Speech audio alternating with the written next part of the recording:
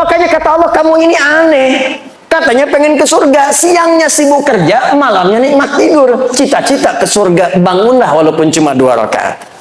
Siap tahajud? Siap tahajud? Allahu Akbar. Insya Allah, mudah-mudahan di hari kiamat kita dibangkitkan, ada pintu tahajud memanggil kita. Masya Allah. Aina fulan, wong kita galuh. Wah, mutahajidun. Mana orang Palembang yang tahajud? Langsung disebut Palembangnya. Masuk. Masya Allah. Pak Edi Taylor, masuk. Bapak Sabil, masuk. Pak Lutfi, masuk. Prabu Muli, masuk. Oki, masuk. Banyu Asin, masuk. Indonesia, masuk. Masya Allah. Ketika pintu tahajud memanggil, ada pintu lain lagi yang memanggil. Pintu ini disebut dengan Ar-Rayyan. Inna fil jannati, hadis Al-Bukhari, baban yuqalu Ar-Rayyan. Sungguh di surga itu ada satu pintu namanya pintu Ar-Rayyan. Pintu ini akan memanggil ahli puasa. Aina shaimun, aina shaimun. Puasa disebut dengan as-siyam. Orangnya disebut dengan shaim kalau laki-laki. Perempuan tinggal tambah tak di ujungnya. Muslim laki-laki, perempuan muslimah. Mukmin laki-laki, perempuan mukminah. Shaim laki-laki, perempuan ya. Ahli puasa. Puasanya disebut dengan as-siyam. Ya ayyuhalladzina amanu kutiba alaikumus siyam. Ingat as-siyam bukan as-siyam. As-siyam. As-siyam itu puasa. Ya. Saya baru turun dari bandara, saya lihat kemudian ada baligo besar. As-siyam katanya, baik. Tapi untuk ahli surga yang kedua ini yang spesial, as-siyam, orang yang rajin puasa. Jadi bukan cuma nunggu Ramadan. Pada Ramadan pengen Syawal. Dalam Syawal pengen Senin. Dalam Senin nunggu Kamis. Dalam Kamis nunggu pertengahan bulan Ayyamul Bid. Bahkan ada yang paling dahsyat, saking cintanya dengan puasa, ditunggu sampai dengan mengerjakan puasa Daud. Hari Senin puasa, Selasa tidak. Rabu puasa, Kamis tidak. Jadi kalau sedang puasa Daud, itu sudah puncak tertinggi puasa sunnah. Puncak tertingginya. Jadi kalau masuk misalnya Kamisnya mesti buka, jangan puasa. Orang yang biasa puasa Senin Kamis, kemudian puasa Daud, maka ketika jatuh bersamaan dengan puasa Senin Kamisnya, pahalanya dituliskan sekaligus. Apa dalilnya? Al-Bukhari, idza maridal abdu aw safar kutiba lahu mithla ma kana alaihi muqiman sahiha. Kalau ada seorang hamba mengerjakan amalan tertentu, rutin terbiasa dengan itu, tiba-tiba dia sakit atau punya halangan atau bahkan sedang safar dan tidak mengerjakan amalan itu, maka pahalanya tetap dituliskan walaupun dia tidak mengerjakannya. Ada yang biasa puasa safar, karena safar dia buka, aw ala safarin, atau dia sedang safar, perjalanan jauh, tidak puasa di hari itu, maka pahala puasanya tetap dituliskan. Yang paling dahsyat kalangan akhwat, ibu-ibu, emak-emak. Dalam keadaan sucinya, dia biasa baca Al-Quran, dia tahajud, dia puasa, dia sedekah. Tiba-tiba dalam keadaan masa haidnya, datang bulannya, dia libur salatnya. Dia libur baca Al-Quran misalnya. Begitu dia tidak sholat, padahal dia biasa tahajud, dia sholat sunnah, maka semua pahala sholatnya langsung dituliskan walaupun tidak mengerjakannya. Makanya saya katakan, rugi seorang muslimah dalam masa sucinya hanya mengerjakan amalan fardu saja. Karena saat masa haidnya yang dituliskan cuma itu saja. Nanti kalau sudah tiba menopause, sama aja dengan laki-laki, nggak ada batas. Makanya ayo coba berlomba. Maka dikatakan aina shaimun, aina shaimun. Mana ahli puasa? Ahli puasa. Maaf, yang tidak biasa puasa, yang tidak senang puasa, dia tidak akan masuk lewat pintu ini. Fa idza dakhalahu ughliqa, begitu masuk ditutup. Yang puasa Daud masuk. Tiba-tiba langsung tutup. Kok ditutup? Saya Daud juga. Daud apa kamu? Saya sholat Daud. Subuh sholat, duhur tidak. Asar sholat, maghrib tidak. Bisa masuk. Jadi yang bisa masuk cuma ahli puasa saja. Jadi kalau bapak ibu tidak kuat bangun malam untuk sholat tahajud, maka cobalah masuk ke pintu yang istimewa yang kedua dengan pintu Ar-Rayyan, pintu orang puasa. Sekarang hari apa? Jumat masuk ke Sabtu, pindah maghrib sudah masuk Sabtu. Sabtu, kalau belum biasa puasa tunggu Senin. Kenapa tunggu Senin Ustaz? Karena Senin itu ada puasa sunnah. Banyak orang yang puasa. Kalau banyak yang puasa, terasa lebih ringan kita menunaikannya. Kalau Anda saja sendirian yang lain puasa, baru mau coba sudah pengen puasa Daud. Biasanya subuh, sebelum subuh sahur, duhur buka. Coba Senin dulu. Senin nikmat, Kamis coba. Makanya jaraknya agak jauh antara Senin dengan Kamis. Nikmati dulu. Senin dengan Kamis jalan, tunggu pertengahan bulan. Perhatikan bagaimana Islam memberikan runtutan supaya nikmat mengerjakan semua amalan itu. Kalau sudah selesai semuanya, Masya Allah, Ramadan nikmat, Daud nikmat, Senin Kamis nikmat. Maka ada amalan ketiga, ini yang ingin saya percepat. Maaf, kalau Anda mengerjakan amalan ini, maka akan otomatis terdorong jiwa kita mengerjakan amalan yang lain. Biasa puasa, belum tentu tahajud. Biasa tahajud, belum tentu puasa. Tapi kalau Anda mengerjakan amalan yang ketiga ini, maka otomatis diri kita ini akan dipaksa seketika ingin menunaikan tahajud. Seketika nikmat puasa. Saking hebatnya amalan ketiga ini, kalau yang tadi pintu tahajud masuk, pintu puasa masuk, pintu sedekah masuk, yang ini semua pintu surga berebut memanggil namanya. Sampai Abu Bakar As-Siddiq radhiyallahu taala anhu mengatakan pada Nabi, "Ya Rasulullah, apakah saya bisa masuk lewat pintu-pintu itu?" Kata Nabi, "Semoga engkau termasuk dari bagiannya." Maka beliau menata setiap harinya untuk mengerjakan amalan-amalan yang dipanggil lewat semua pintu itu. Dan dalam Al-Quran ada satu amalan kalau dikerjakan maka cenderung kemudian mengajak pada amalan yang lain. Apakah amalan itu? Itulah amalan ahli Al-Quran. Amalan ahli Al-Quran.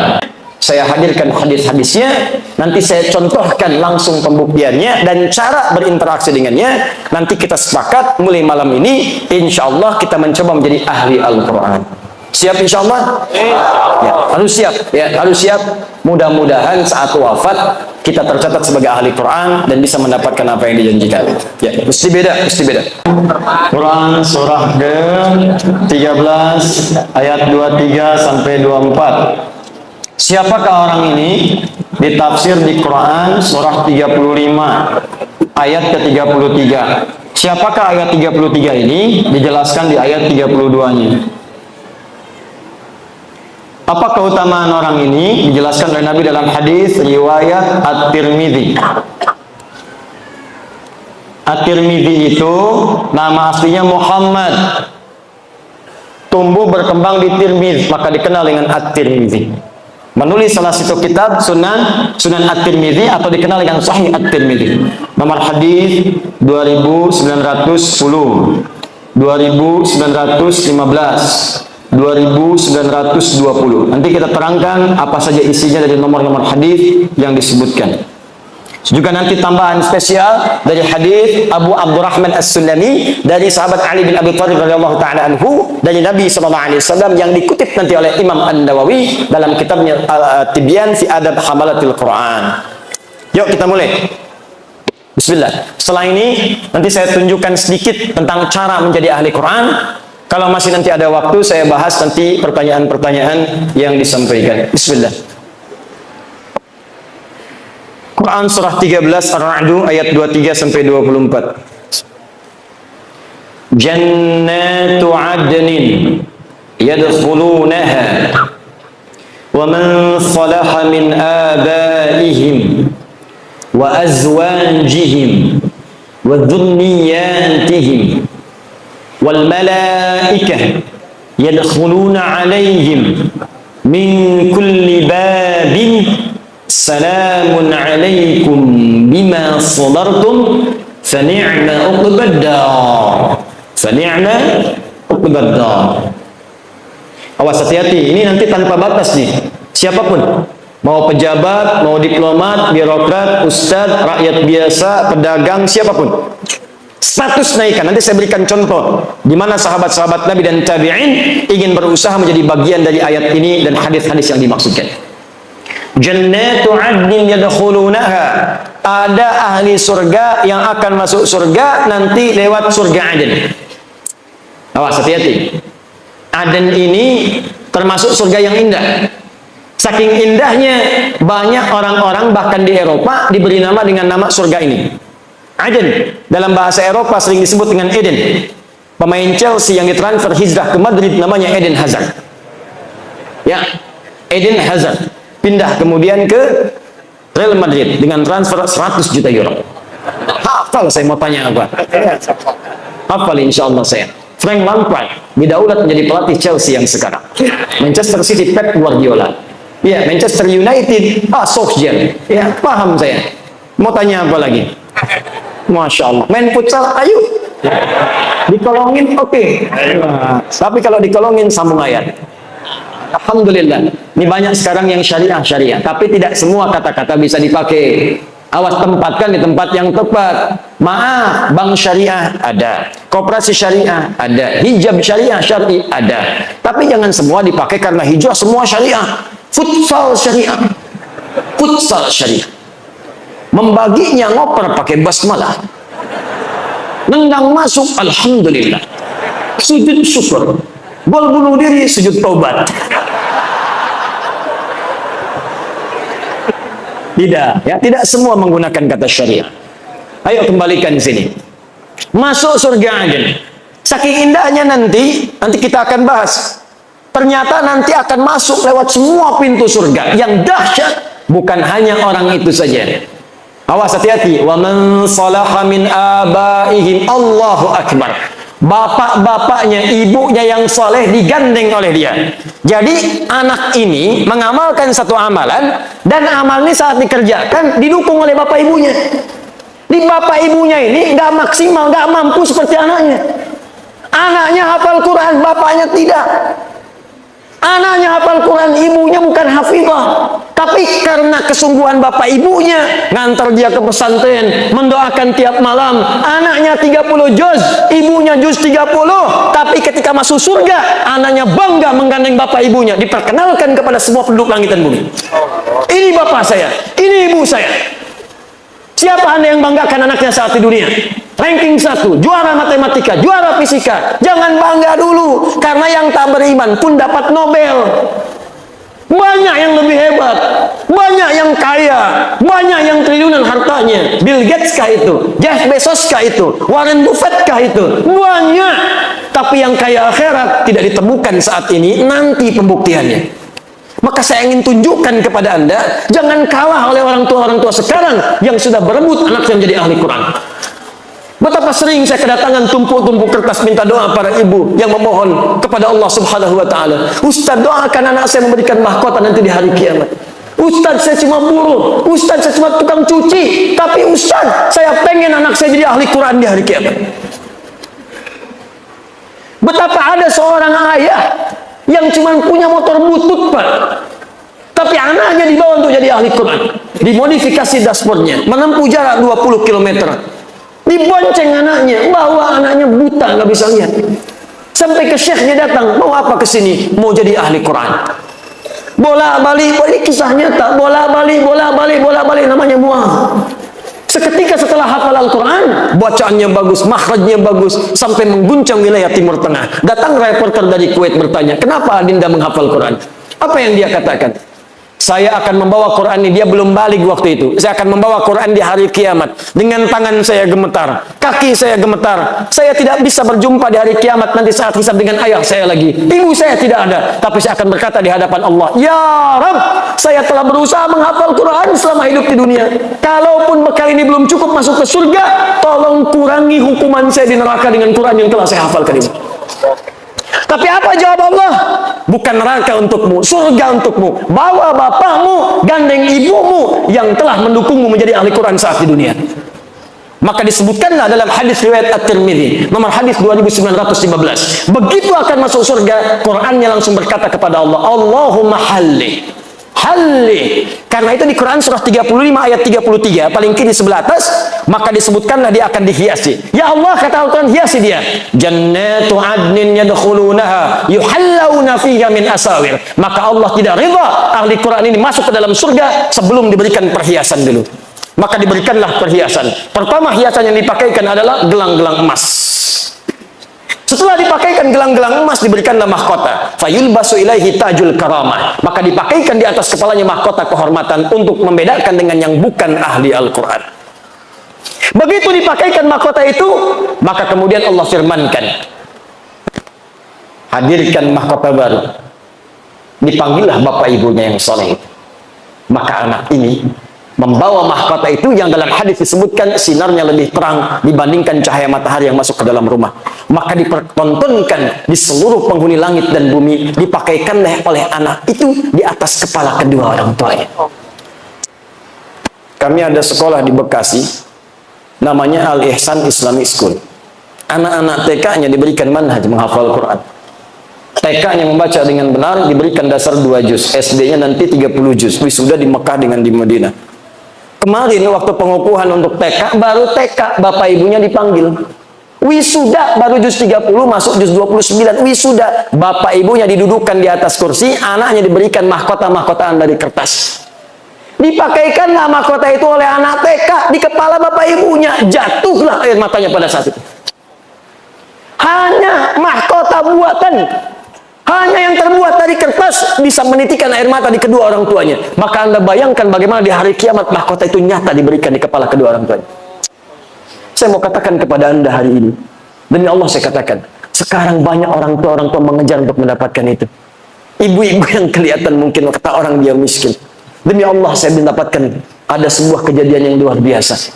Keluarga yang kelihatan sederhana, bapaknya kuli bangunan, ibunya hanya bekerja di sawah, ngambil-ngambil suluh. Masya Allah, masak-masak. Tapi kalau Anda kunjungi, makanan dihidangkan. Hampir tidak pernah tidak ada makanan ketika tamu datang.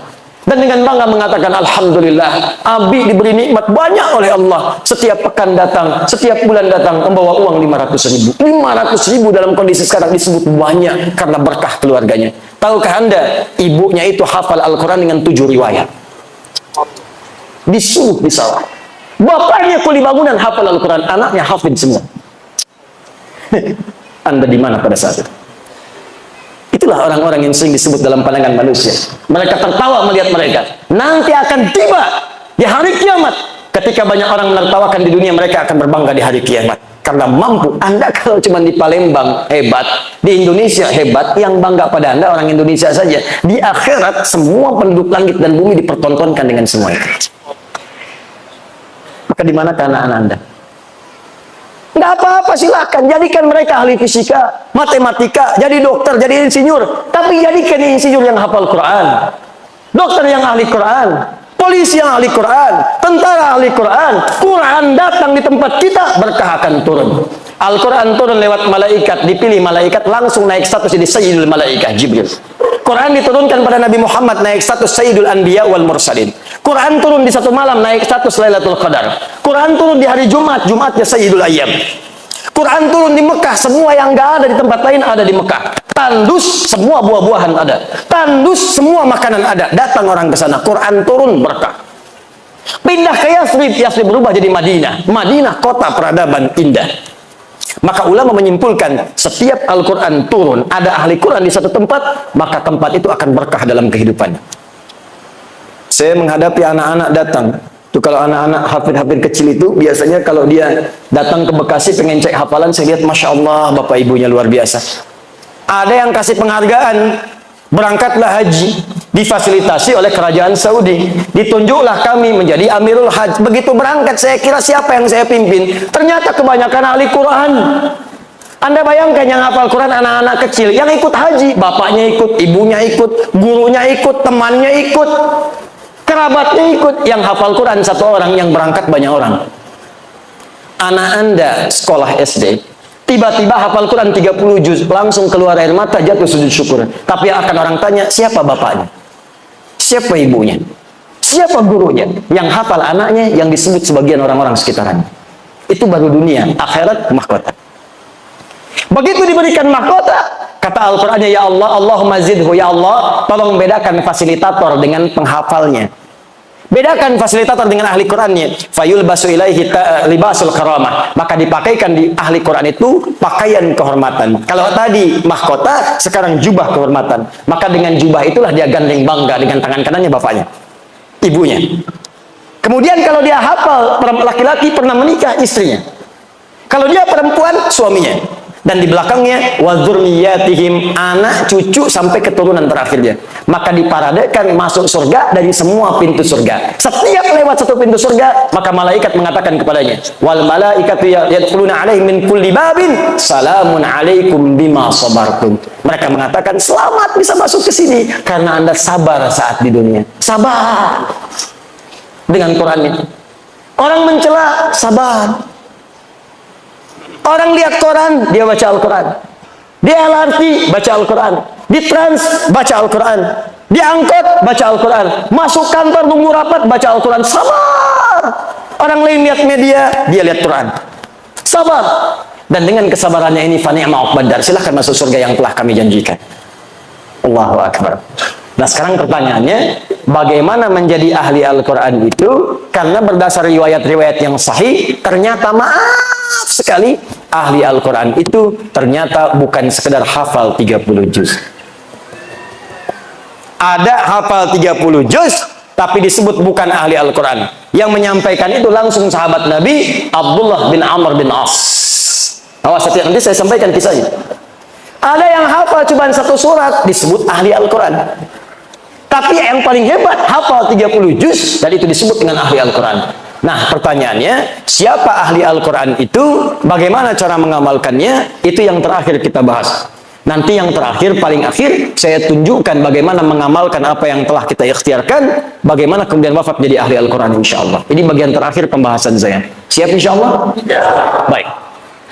Sebelum saya buka pembahasannya, yang tadi itulah yang terbaik di antara amalan-amalan yang lain. Sebab ahli Al-Quran itu kalau sudah rajin dengan Qurannya, dia pasti tahajud.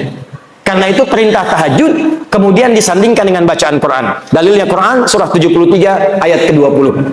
Ya, setelah Allah mengatakan, bangun malam, tunaikan tahajud, maka dibuka dengan kalimat, faqra'u ma tayassara minal Quran.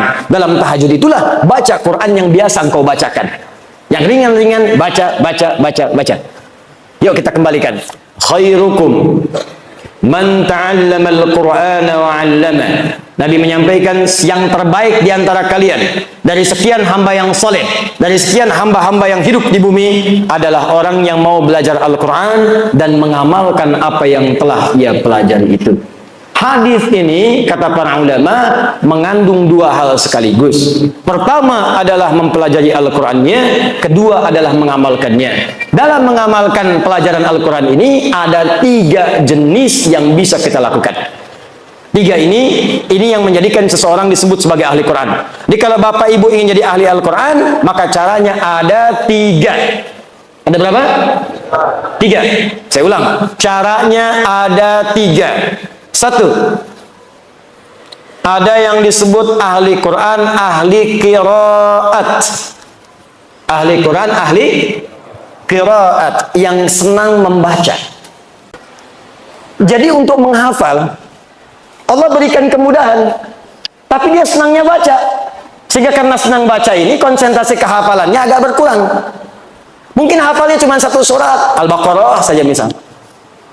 Atau hafalnya 1 surat, Al-Ikhlas saja.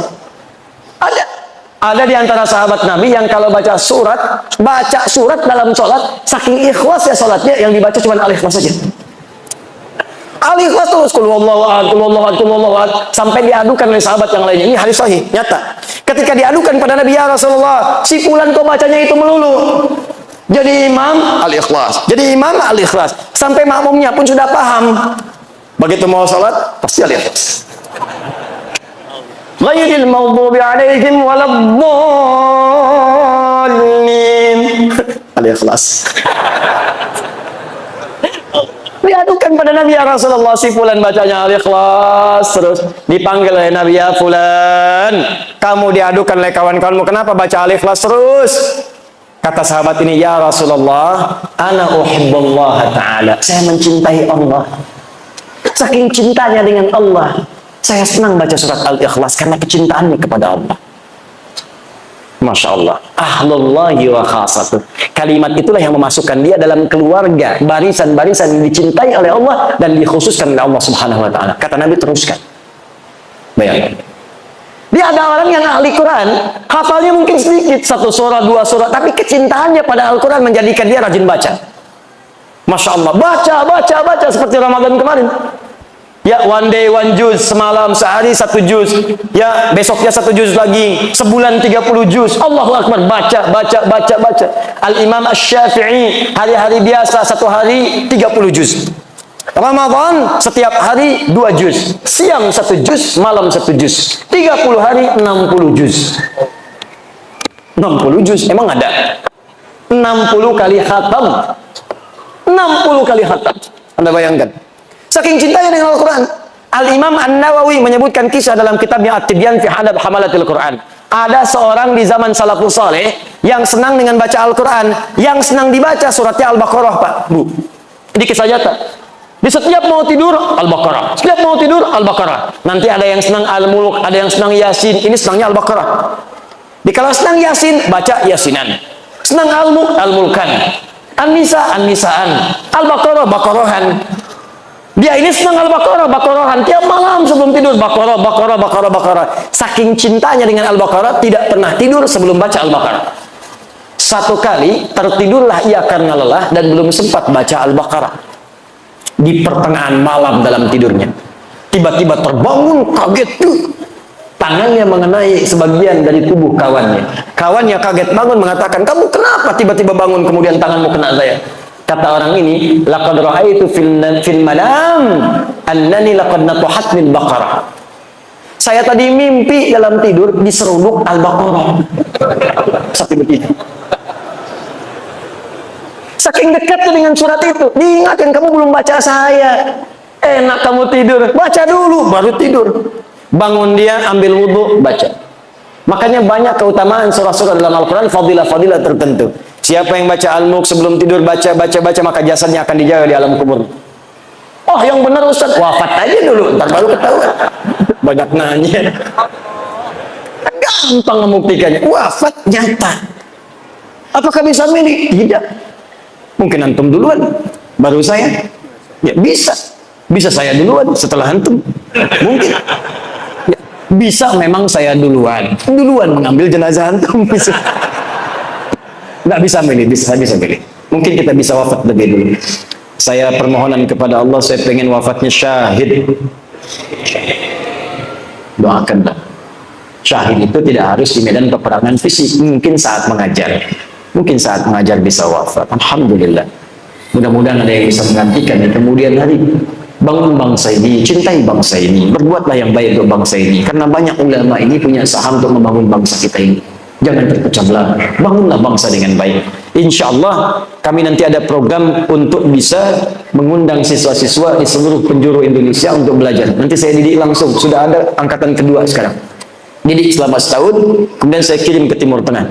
Alhamdulillah nanti yang sudah lulus ke Sudan dalam waktu dekat, nanti orang Sudannya datang akan dibawa langsung ke sana untuk belajar khusus ya. Di Sudan ada 25 orang, di Turki ada 13 orang, di Madinah ada murid kami juga di sana, di Al-Azhar ada. Terakhir saya sebelum kesini di hotel langsung ditelepon, alhamdulillah atas keagamaan di kedutaan Mesir minta CV kami. Kemarin kami bersama 2 orang syekh dari Mesir, dan insya Allah akan diberikan kuota beasiswa di Al-Azhar 50-100 orang.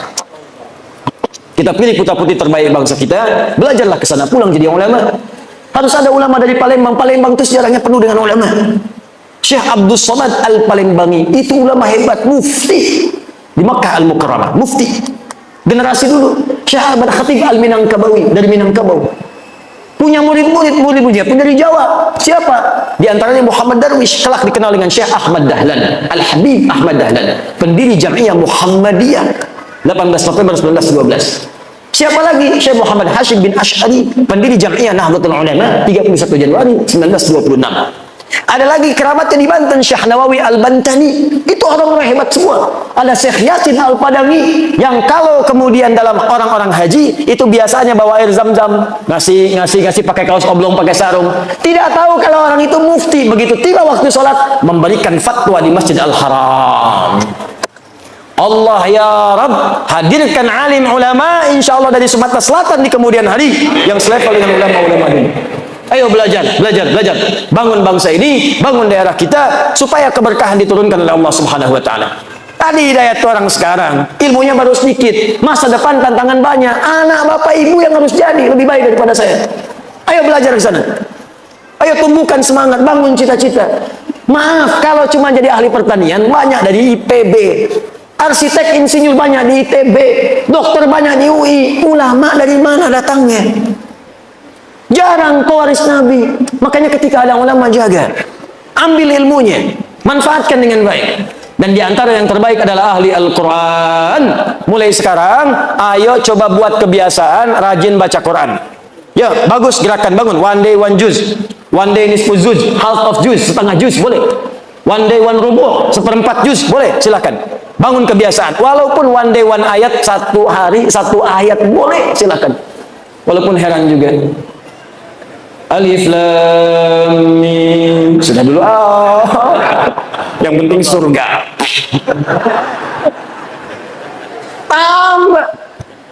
Tambah. Tambah. Ya. Nah, membaca ini nanti mengantarkan pada kemuliaan yang kedua. Kedua, ada ahli Quran, rajin mengkaji Al-Quran. Bacanya sedikit. Nggak seperti yang lain. 1 juz sehari. Dia ini sehari paling banyak 10 ayat. Tadi masih ingat hadis khairukum man ta'allamal Qur'ana wa 'allama. Diriwayatkan oleh Abu Abdurrahman As-Sulami dari Ali bin Abi Thalib radhiyallahu taala anhu dari Nabi sallallahu alaihi wasallam.